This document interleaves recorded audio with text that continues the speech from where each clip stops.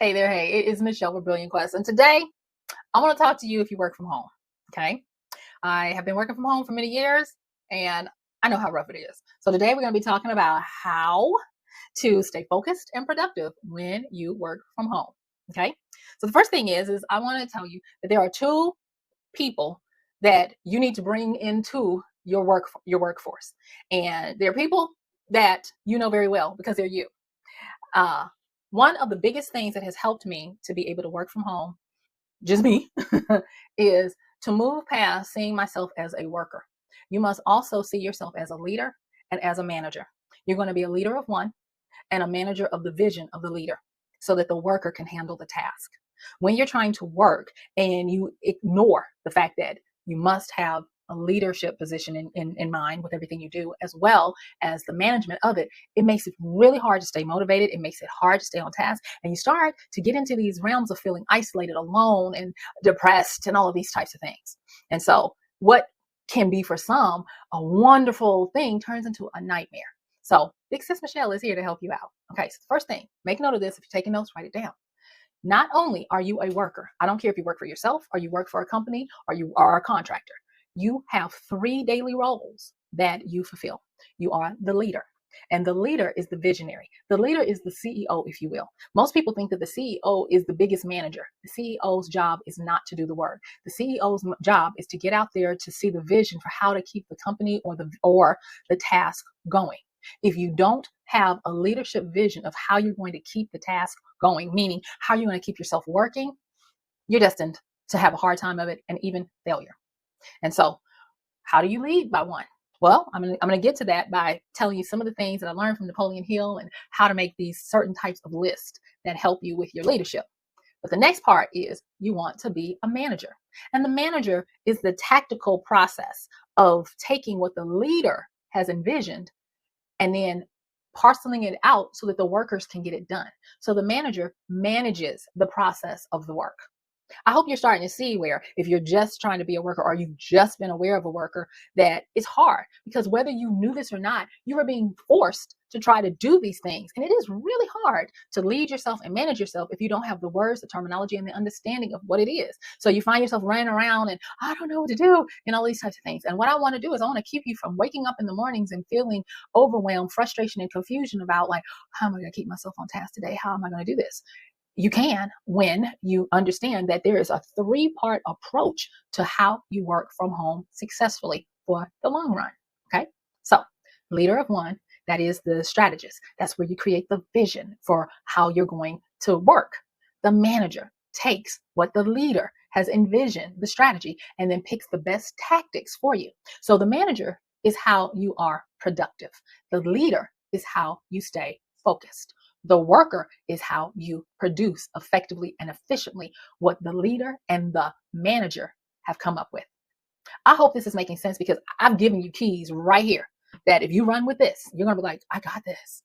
But you got to put them in practice. Okay. So I want to talk to you and I'm going to give you the Captain Obvious stuff off the bat so that we can get that over with, And I was like, I'm not going to mention that. But, there are some people that it might not be Captain Obvious to them. So here are some of the just off the top things that you'll find that will help you. Okay. So one of them is as the worker, you want to obey the schedule that the manager has set up. Okay. Obey a schedule. Now, you notice I said that the manager has set up because you're the manager. And a big skill is learning to lead and manage yourself when you work from home, because I'm going to give you another little insight. So stick to the end for that, where I'm going to tell you how to make it where if you work for somebody, your manager, your real manager is going to be amazed. Okay. But when you are learning to manage yourself, you're going to learn how to appropriate times for stuff. We're going to go through that. I got you. And it's going to make it easier because even if it feels like just, different wording or semantics, it has real power because when you manage your day, you have more power as the worker to obey what you have decided you're going to manage for your day. Okay. So under these Captain Obviouses, we've got obey the schedule that you, the manager, has set up. And the obeying part is coming from the worker. Okay. The next thing is to create simple routines. The manager is also going to help you to create simple routines, because the more simple routines you create and obey, it will help you to not have to use as much brain energy to be focused, because they will just become habit and you'll know to get them done. Okay. So that's good management right there for you as the worker. Now, here's the next one. This is part that you're going to find in the leadership, the visionary, the strategist, and that is don't work in the bedroom. If at all possible, do not work in your bedroom. Why? Because subconsciously you are sending mixed signals. If your bedroom is where you are supposed to get the absolute amount of sleep and relaxation, and you bring work into it, you're not going to be able to fully work, and you're not going to be able to fully sleep when it's time to sleep, because you are sending mixed and confusing energetic signals to yourself. Don't do it. Please. If I understand if you're like, Michelle, I have to work in there, but try to figure out a way to get out of there as soon as possible. Even if you've got to go and set up a desk and open up a coat closet and just work in the coat closet, get out the bedroom. Okay. The next, don't work in the bed either. That should be self-explanatory. Do not work from the bed. Oh my God, don't do it. All right. The next one is don't isolate. And when I say don't isolate, meaning schedule time. Just like if you were physically at the job, they used to call it the water cooler, where a little chit chat and gossip would happen. Or now it would be the break room, where you get up and you go to the break room, where, during a 4-hour shift, you get, when it states, I don't know if they're still doing it now, but you were supposed to be able to get a 15-minute break. So throughout an 8-hour shift, you were supposed to get 2 15-minute breaks, a bio break or whatever. Do the same at home. Yeah. And the reason why that is under the leader is because the leader is responsible for not only the strategy and the vision, but for protecting the boundaries, which leads me to the next part. And that is that, not the next part, but more of the Captain Obvious stuff. And that is to get yourself into an accountability group. And meaning that if you work for yourself, find someone who works for themselves and have maybe once a week, twice a week or whatever, check-ins to let someone know what you're doing. Because just working from home, even if you work for a company, you don't want to isolate where you just head down working, you're not taking breaks, you're not interacting. And you don't want it to be where you're only dealing with people in the workforce who are working from home. And it's just always talking about more work. So get into an accountability group that's not connected with your job or your business. And yes, you can be accountable, but it will force you to not just constantly be talking about work so that you get burned out. You don't want to do that. See, this is good leadership. Okay. And honey, I've been working for myself since 2007. And I've had to learn a lot of these the hard way. So take the notes and try them out. Okay. It will save you a lot of time. The next one is, and accountability. It can be in a group. It can be in a Facebook group, or it could be a call. I prefer a call. That's just how I roll. I'm just not really into getting on social media. Anyway, you understand. So here's the next thing. You want to, as a leader, you want to set up the 3 different areas. Now, bear with me, because these will make sense as I go through them. So remember, the leader of you is the big boss. That's the visionary. That's the CEO. That's the strategist. And so these are the areas that I want you to take it seriously, y'all, and set these up. I want you to set up your mental prep time. I want you to set up your mental motor time. And then I want you to set up your mental reset, revitalization, reboot time. Okay. So the leader is going to set these up, because this is the vision. All right. And I should say, we've moved from the Captain Obvious stuff, y'all. And now we are moving into the nitty gritty of what Big Sis Michelle wants you to know. So in order to do your mental prep, I want you to prepare by using the components of internal motivation. I've talked about them many times, and there's this book called Flow by Mihai Csikszentmihalyi, and he studied people who were able to stay focused and engaged in highly complex things in a flow state for a long time. And he realized that it was due to their internal motivation. And there were 5 components that he specifically talked about. These are the 5 components that I'm going to have you use for your mental preparation. And that is, how are you going to, I'll tell them to you. Curiosity, purpose, mastery, autonomy, and passion. So in your mental prep, you're going to look for ways. How can I be curious about this, whatever it is you're working on? How can I have drive for this? That's going to be your purpose. How can I get a fraction, even if it's infinitesimal, a fraction better every day in every way? That's going to be mastery. How can I take more ownership of what I produce? That's going to be your autonomy. And how can I stay impassioned? That's going to be compassion. Your passion about what I'm doing, the reason why I'm getting up and doing this. And that is an area that if you don't do the other four, it's going to be hard to stay passionate, or if you've never been passionate, to get passionate about what you're doing and working from home. All right. So using these 5 components of the internal motivation, you're going to start to set up your mental prep. And remember, I talked about those lists that I was going to give you. They're under the mental prep. So the first thing is you want to, and these are habits that the leader, you, are instilling for yourself. You want to clear your mental slate in the mornings and at the start of work. Meaning, you're going to brain dump. You're going to review the list that you will have prepared at the end of work from the previous day and update it or put it into the best priority for you. Okay, so that's the first thing, clearing the slate in the morning to start work. The next one is you're going to douse and remove fear of what others may think of what you're doing during the day. Yeah, Big Sis Michelle knows that whether you are cognizant of it or not, working from home has that tendency, especially when you're working for someone else, to have you concerned about what others might be thinking about what you're doing. And too many people are getting burned out and unable to sustain working from home because they are overproving themselves. They are disrupting their own boundaries.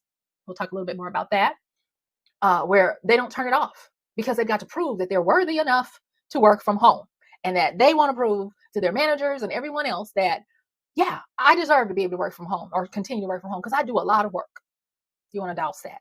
You don't want to get into that hopeless trap because it will not end well for you because it's unsustainable. Okay. The next thing is you don't want, and I just talked about this a little bit, but you don't want to compensate by breaking your own boundaries and rules. You want to intend to do the best and the most that you can during the allotted work hours. You want to have a definite line of demarcation for before work, the start of work, during work, and after work. And that brings me to the closeout of what you do to mentally prepare. And that is to clear the slate for when you finish. And this is where you're going to start with the list. At the end of the day, you're going to make a priority and a to-do list for what's to happen the next day. So things you were working on, they go on your list of to-dos. Things that have a high priority, you're going to put them in order. You can even use Kanban. Now, I'm not going to tell you how to use Kanban. It's very simple. Google it, and you'll be like, oh, okay, it's just 3 little. See, I wasn't going to tell you, but just Kanban, Kanban. Kanban will help you if you're not familiar with it, okay? So then, once you have done this mental prep of clearing the slate in the morning, dousing fears of what other people are thinking about you, not overriding your own boundaries because you're trying to prove that you're worthy, of being able to work from home, and then clearing the slate at the end of the day, you're going to start to work with your mental motor. And what that means is you're going to theme your day by sections. The easiest themes are start of the day, middle of the day, end of the day. Now, some people theme theirs where they have things like projects, administrative, closing out, so however you want to theme it, you can theme it. I'm just really kind of giving you a quick example. Okay. Then the next part is you want to eat the frog first. And what I mean by that is do the things that require high mental focus in the mornings. That is why a lot of productivity people will discourage you from using your mornings to reply to email.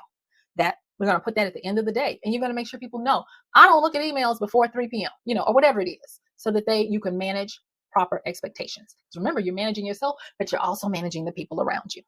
The next thing is we're going to take advantage of Napoleon Hill's 6 things list from his Think and Grow Rich book. And that is, you put, like I said, when you're talking about to-dos and priorities that you made from the previous day, you're going to prioritize, do the biggest bang for the buck first, dwindling down. As you finish stuff, it comes off of the list and the next thing rises up and you slide it. Now, of course, if your manager or something pressing comes in and you need to hopscotch, you can do that, but don't always have that. Learn what is truly a priority and what is truly an emergency. Okay. 6 things on your list. I'm going to tell you, since I've been working that, I'll be honest, I have never gotten all 6 things done in a day. It's one of my failings. I'm not going to sit up here and pretend like I'm perfect. I'm just letting you know my 6 things list is kind of hard. And I've told myself over the years, maybe you need to not put them in such big chunks. And I know this. But anyway, I'm saying this so that you can be like, if you realize that I never get more than 4 done, maybe you need to break them down a little bit more.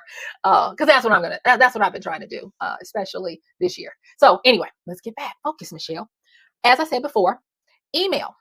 Consider putting it at the end of the day in your task list. So it would be part of the theme section of afternoon closeouts. Go through your emails. Or if you're really smart, go through and put filters on your emails and let automation clean up everything that you don't need so that you cannot have to like do that at that time and just really look at the stuff with high urgency, priority, and that kind of stuff. Okay. The next thing is the middle of the day.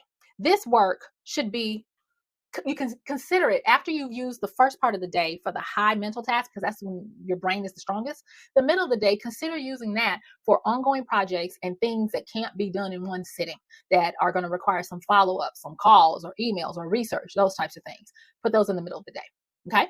And then you want to, as part of your mental motor, you want to make sure that you don't avoid difficult. Don't put it off. If you put it off more than 3 times, this is where you need to employ help, resources, or specialized time to deal with the difficult, complex, and tediousness. Okay. Make sure you do that. That is one that has gotten me. Oh, that has been a drag and bite where you put it off, it becomes bigger. You feel rushed. It takes up all of your day because you didn't deal with it. You didn't get the necessary additional help or the resources, and it weighs on you. It's a psychic weight. So this is going to be part of that eat the frog first part that I'm talking about. So remember when I talked about the 6 list and, putting things in priority and to-dos, if you realize that 3 days in a row, you have pushed something down and excuse me, y'all, not gotten to the point where you're getting forward momentum, it goes to the top. It is a eat the frog kind of thing that you handle when you're fresh in the mornings. It is something that you be honest with yourself. If you need help, you reach out, you get the help, you get the resources, you allocate the time to knock it out. Okay. All right. Because we don't want to build fear spell habits. You can check out another video where I talked about how to break fear spells. Okay. So then you want to deal with mental reboots, resets, and revivals. Okay.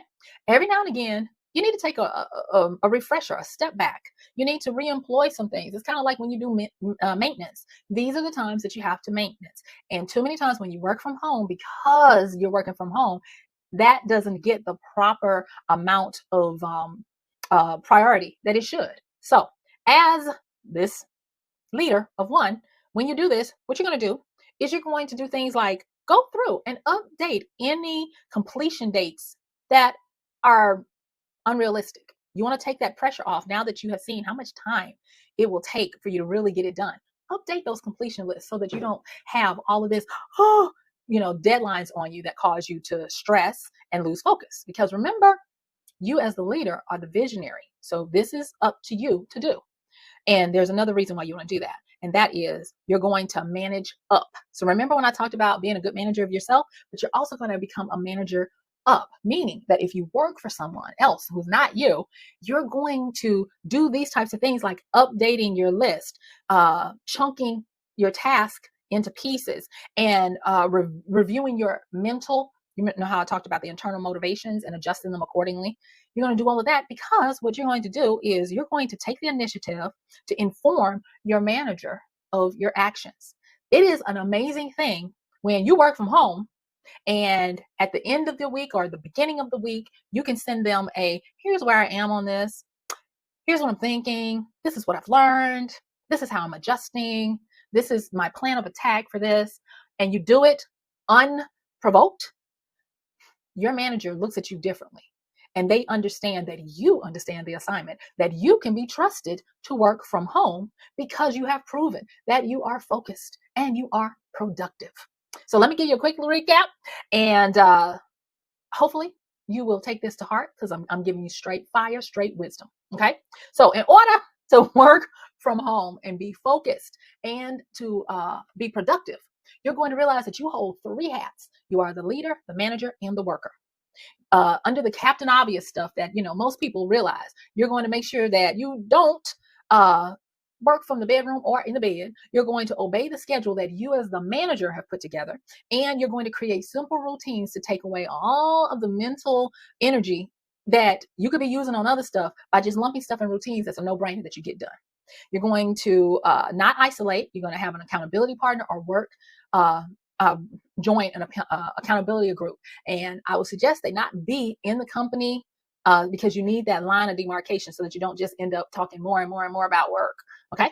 Then you're going to mentally prepare yourself. You're going to clean the slate in the mornings. During the day, you're going to make sure that you douse any fears about what other people are thinking about you. You're going to make sure that you don't overcompensate by obliterating your own boundaries. You're going to do the most and best work you can within the hours you have allotted for work and then shut it down. And then in the afternoons, you're going to close out by updating your priority and your to-do list for the next day. Then during the day, you're going to be using your mental motor. And your mental motor is where you have themes for your sections of your day, so that you know in the mornings I'm doing this, in the midday I'm doing that, in the afternoons I'm doing this. I would encourage you to put email management in the afternoons and make sure people know I get to my emails after 3 or whatever, you decide. Then you're going to use the list of Napoleon Hill's 6 things to get done through a day. Update those as you get them done. And in the middle of the day, work on ongoing projects, things where you need more time than one day to just knock it out. Okay. And then I forgot to say this, but you really want to trust yourself. Trust yourself. You are good. The fact that you now know that I'm not only the worker, but I manage myself and I lead myself. I lead myself with a vision. I manage myself by making sure I give myself the tactics for the vision, and then I work the tactics. It's kind of like having the plan and working the plan. You're covering that. All right.